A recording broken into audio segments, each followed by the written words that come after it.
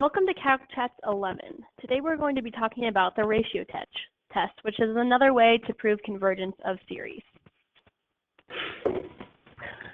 The ratio test basically says, given a series A sub n, let L equal the limit as n approaches infinity of the absolute value of the a to the n plus 1th term over the a to the nth term.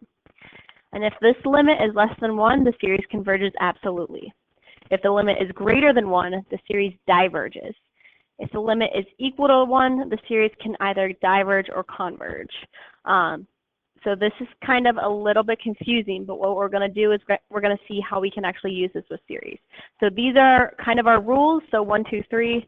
Again, limit is less than 1, series can converge. Greater than 1, series diverges, and if it equals 1, we can't tell, and we're going to have to do another test. So generally, we do ratio tests on things that we can't do direct comparison with. So if I look at this first example, the sum of 9n over negative 2n plus 1 times n. So I can't use a geometric series to compare this with because I can't come up with one that has the same terms. If I see n plus 1 is on the bottom and n is on the top, so it gets a little wonky there. So what I'm going to do is I'm going to use the ratio test because I can't use the direct comparison test. So first thing I'm going to write down is I'm going to write down my an. So my an is just my original part of the sum. My an plus 1th term, so this is, I just add n plus 1 everywhere I see n. I'm going to take 9, plug in n plus 1. Negative 2 times n to the n plus 1, and then n plus 1 on the bottom. So this becomes negative 2 to the n plus 2. So now I'm going to set up my limit. So I'm going to say, okay, L equals the limit as n approaches infinity of the absolute value, and it's very important that we have that, and I'm going to rewrite this as a sub n plus 1 times 1 over a n. And so this is the same thing as our rule if we look back. A to the n plus 1 over a n, I can rewrite that as a to the n plus 1 times 1 over a n, and that's kind of going to help us a little bit better when we actually take the limit. So this is equal to the limit as n approaches infinity, absolute value, plug in my a n plus 1. So 9 to the n plus 1 all over negative 2 to the n plus 2 times n plus 1. And then 1 over a n, if I had 1 over 1/2, I would just multiply the top and bottom by 2, and I would get 2 over 1. So whenever I have 1 over a fraction, I just flip the top and bottom. And so basically, I'm going to end up with negative 2 n plus 1 times n over 9n.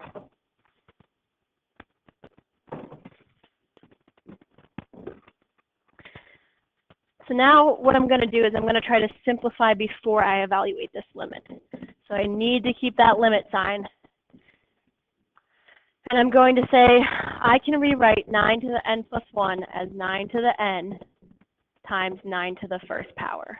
These are just basic exponent rules because I have a 9 to the n in the denominator, and I want those to cancel out. Now on the bottom, I can rewrite negative 2 to the n plus 2 as negative 2 to the n plus 1 times negative 2 to the 1. Again, I got that and negative 2 to the n plus 1 on top. I want those to cancel out. The n plus 1, can't really rewrite that as anything, so I'm just going to leave it. So then on the top, I'm just going to keep these as is because I can't rewrite them, and I already rewrote my other numerator and denominator to help me cancel things out. So with the ratio test, we should get a lot of cancellation. So we get negative 2 to the n plus 1 and 9n. Both of those cancel out. And so what we're left with is the limit as n approaches infinity of the absolute value, 9 times n on the top, and negative 2 times n plus 1 on the bottom. Now what I'm going to do is I'm going to kind of separate my coefficients from my variables. So I'm going to say this is the limit n approaches infinity, absolute value of 9 over negative 2 times the absolute value of n over n plus 1.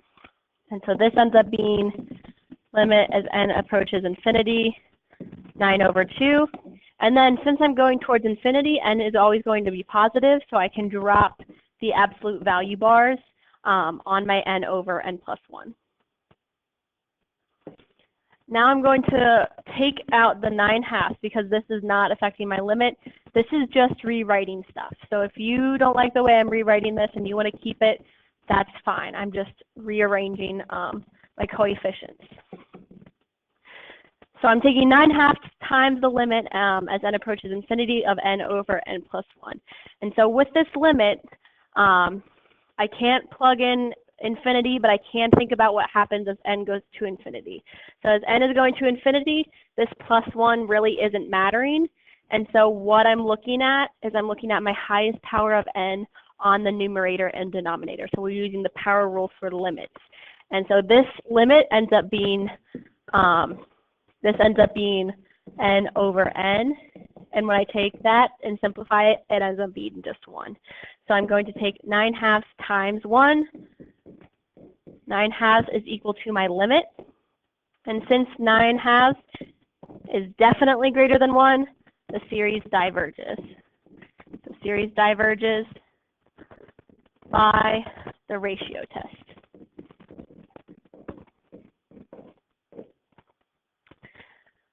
So that's a quick example of a series diverging by the ratio test. And now I want to go over this next series.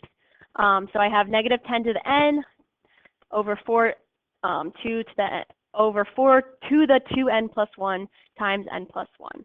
So again, I can't use direct comparison. This doesn't look like a p series, and I can't compare it to a geometric series since my powers are not the same. So first, I'm going to identify my a n, and that is negative 10 to the n, 4 to the 2n plus 1, n plus 1. A n plus 1, this is where it gets a little bit tricky, negative 10 to the n plus 1, all over, and this is going to be 4 to the 2 times n plus 1, and then n plus 1 plus 1. So this simplifies to negative 10 to the n plus 1, all over 4 to the 2n plus 3, n plus 2. So there's my a n, and there's my a n plus 1. Going to plug these into my limit. So limit as n approaches infinity of a n plus 1 times 1 over a n. So limit as n approaches infinity of the absolute value, very important, negative 10 n plus 1 over 4 to the 2n plus 3 times n plus 2 times, and then flip my fraction, 4 to the 2n plus 1 times n plus 1, all over negative 10 to the n. So again, doing a little bit of rearranging, n approaches infinity, negative 10 to the n, times negative 10 to the 1, over 4 to the 2n plus 1, and since I need 4 to the 2n plus 1, this is actually going to be ending up 4 squared. And so when I add those together, that's how I get my 3. And then n plus 2. And then these stay the same because they're going to end up canceling out. So negative 10 to the n. So now we can start to cancel things out. So negative 10 cancels out, and 4 to the 2n plus 1 cancels out. So I'm left with negative 10 times n plus 1 over 4 squared, n plus 2. All I'm going to do is I'm going to take out that negative 10 over 4 squared. That ends up becoming positive 10 over 16, absolute value, times n plus 1, n plus 2. And again, the reason I can drop those absolute values is because we're going towards positive infinity. So now when I take my limit, I'm going to rewrite this as 10 over 16 times my limit. And again, if you just want to leave it with your limit, go ahead. It just kind of helps me visualize. And again, I have that n plus 1 over n plus 2. And so when I take the limit, I'm just going to be focusing on my highest power as n goes to infinity. So this is going to end up being 10 over 16 times 1, which is 10 over 16. That's equal to my limit. And 10 over 16 is less than 1. So my series converges absolutely.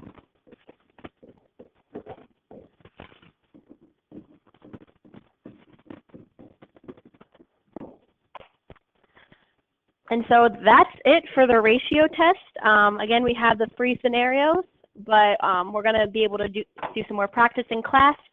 So please come with any questions that you may have. Please like and subscribe, and thank you for watching.